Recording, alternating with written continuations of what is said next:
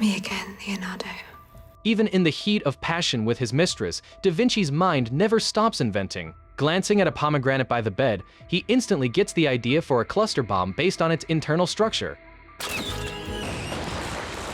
Paired with a giant crossbow, it's enough to send Roman cavalry running without a fight. Just dipping his face in a basin of water sparks, Da Vinci's idea for a diving suit. When he learns that another key to unlock the Vault of Heaven and find the Book of Leaves is in the Vatican, Da Vinci immediately plans to sneak in, but the Vatican's tight security stumps him, even with the layout in hand. While washing his face, bubbles in the water trigger a light bulb moment. If he can't sneak in above ground, why not go underwater? He sends his apprentice Nico to grab pigskin glass and fishing nets. Just like that, the world's first diving gear is born. Under cover of darkness, they row to the middle of the Vatican's moat. Da Vinci hooks up the air tube to a bellows, suits up, and jumps in with a jar of fireflies for light. Zorro works the bellows on the boat, pumping air to Da Vinci. Soon enough, he's in the Vatican's drainage system. Everything's going smoothly until some night guards show up on the bank. Zorro and Nico quickly cover the bellows and pretend to be fishing.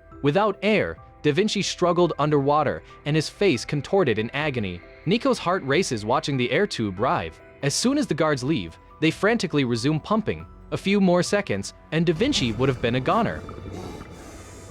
Minutes later, he's in the sewer and surfaces. Da Vinci starts drilling a hole in the ceiling just as the Pope's about to take a bath. With a thunderous crash, the bathwater level plummets, and a figure rises from the mist.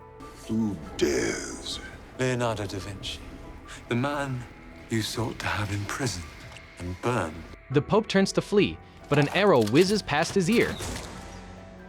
When Da Vinci asks for clues about the Book of Leaves, the Pope refuses to cooperate, but Da Vinci spots the secret door just by watching how the candle flames flicker. Inside the secret room, Da Vinci's blown away by the treasure trove of rare books and manuscripts, stuff even he's never seen before. These are the Vatican's secret scrolls, knowledge pillaged from around the world. The Pope tries to win Da Vinci over by offering him the job of scroll keeper, even showing off more precious artifacts. There's a dragon skull and the spear of destiny that killed Jesus, all incredibly valuable for research. Da Vinci's tempted, for sure. The Pope even has a fragment of the Book of Leaves, covered in ancient, scriptic writing that changes every time you look at it. It's proof that the book really does hold endless mysteries and knowledge. Just then, Riario bursts into the bathroom, spots the hole and the diving suit, and realizes there's an intruder. With guards on the way, the Pope promises to help Da Vinci find the Book of Leaves and his mother in exchange for loyalty, but Da Vinci won't play ball with the church's knowledge hoarding. He grabs the Spear of Destiny, catching the guards off guard. But he's outnumbered and has to make a run for it. Back at the boat, Zorro's about to collapse from working the bellows when something stirs underwater. He sighs with relief, gloating that Da Vinci's behavior will piss off the Pope. I can't believe you stuck into that fuck Riario. Oh, I wish I could see his face when he figures it out. Wishes come true. Exhausted Zorro's no match for Riario, but luckily Nico's sneaking up from behind. Meanwhile, Da Vinci dashes into the stables. The guard easily snaps the Spear of Destiny and shrugs off Da Vinci's punch like it's nothing. In no time, Da Vinci's pinned against the wall with a chain around his neck. While the guard grabs an axe, Da Vinci stretches for the broken spear with his foot. The Pope's artifact lives up to the hype. It slices through the iron axe and armor like butter. As Da Vinci's running through the Vatican, he stumbles into a hidden cell. The old man inside recognizes the ring on Da Vinci's neck. It's from Donati. Turns out, he's Donati's father. Da Vinci realizes Donati's the mole in Florence. Even if the Pope's blackmailing her, it's a hard pill to swallow. Guards start banging on the door, but Donati's dad won't leave. Da Vinci has no choice but to escape solo, using a rope out the window. He's bummed about coming up empty-handed, but Zorro's got a surprise for him. The other key he's been after, it's hanging around Riario's neck. Nico noticed it when his knife hit something hard on Riario's chest last night. Da Vinci doesn't kill Riario for a cold-blooded killer like him. Humiliation's worse than death. Every time Da Vinci uncovers a new lead, Verrocchio, the Turkish calling himself the son of Mithras, shows up with new instructions. Now that he's got the map and key, Da Vinci's ready to set sail. Verrocchio's lined up a cargo ship leaving in the morning, but they still need a special astrolabe to navigate. Following Verrocchio's directions, Da Vinci finds the astrolabe in the Medici family's secret room. That's when he learns Lorenzo's grandfather was also a Mithras follower. While Da Vinci's busy prepping for his sea voyage, Florence is a hotbed of intrigue. Lorenzo and his wife are trying their hardest to pop out a son and heir, but no luck. So, he cooks up a plan to marry off his brother Giuliano to the Pazzi family. It's a two-birds-one-stone deal. Solve the heir problem and smooth things over with Francesco. But Francesco's playing both sides, secretly plotting with the Roman Church to overthrow the Medici. They plan to poison Lorenzo's communion wafer during Easter Mass. Meanwhile, Giuliano's ticked off about Lorenzo arranging his marriage without asking.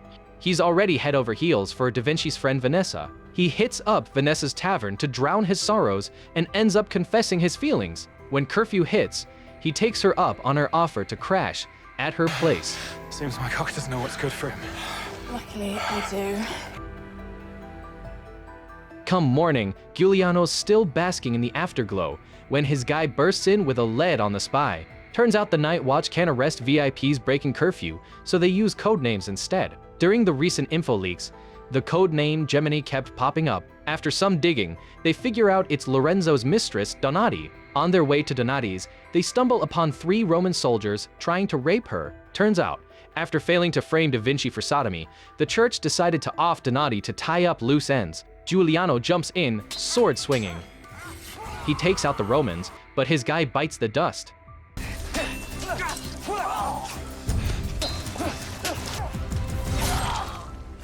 When Donati makes a run for it, Giuliano chases her down and demanding why she betrayed Florence. In a panic, she stabs him in the gut. Giuliano passes out from blood loss. Donati spills the beans to Da Vinci about the Vatican's plot to poison Lorenzo, begging him to stop it. But Da Vinci can't forgive her spying, especially the letter accusing him of sodomy that nearly got him killed. Plus, he's laser focused on finding the Book of Leaves and couldn't care less about Florence's fate. It's Easter. So if Florence demands a sacrifice, I suggest you offer yourself. The next day, Florence's elite flock to the cathedral for Easter Mass. Francesco's got Pazzi family goons planted throughout the church. Once Lorenzo drops dead, they'll wipe out the Medici and take over Florence. The Roman priest sneaks poison into the communion wafer while the bishop's not looking. Lorenzo, none the wiser, is about to pop it in his mouth. Turns out Giuliano didn't die. He'd been floating downriver until an old-timer fished him out. Despite his wound, he hauled ass back to expose the Roman Church's plot. Francesco drops the act and calls for the Medici's downfall. All hell breaks loose in the church. With swords clashing and screams echoing, Giuliano fights like a champ, but his gut wound slows him down. 2 priests jump him and finish the job. The bloodthirsty priests set their sights on Lorenzo's wife and daughters. In the nick of time, Donati shows up to stop them. Finally standing up to the Roman Church, Lorenzo and Francesco are going at it blow for blow, when another enemy joins in, putting Lorenzo on the ropes. His neck gets sliced and bleeding out, just when all hope seems lost. At the last second before boarding his ship, Da Vinci decides to turn back. Sure, most of his memories in Florence are painful, but it's his hometown, and Lorenzo's done right by him. He can't let the Roman Church turn the place into a bloody hellscape. Knowing he can't take on a group with just his sword skills, Da Vinci came prepared with a homemade Molotov cocktail as a backup plan.